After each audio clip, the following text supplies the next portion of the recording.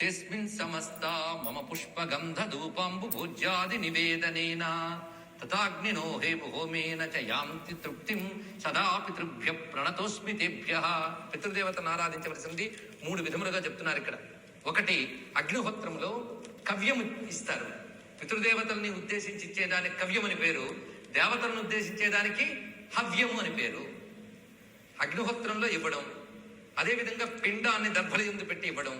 మూడవది, పితృదేవతలకి వైశ్వదేవులకి ప్రతీకగా అక్కడ విప్రుల్ని పెట్టి వాళ్ళకి భోజనం పెట్టడం.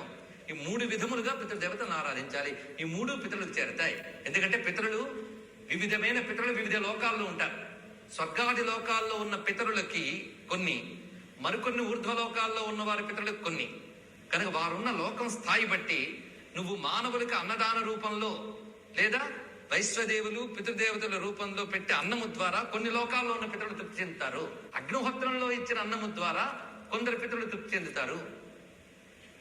పిండంగా ఇచ్చి నువ్వు జలాదుల్లో కలపడము, ఆవుకివ్వడము ఇత్యాదులు చేయడం ద్వారా కొందరు దేవతలు తృప్తి చెందుతారు. నరకాల్లో ఉంటూ ఉద్ధరింపబడని పితరులకి ఇవి వెళ్ళవు.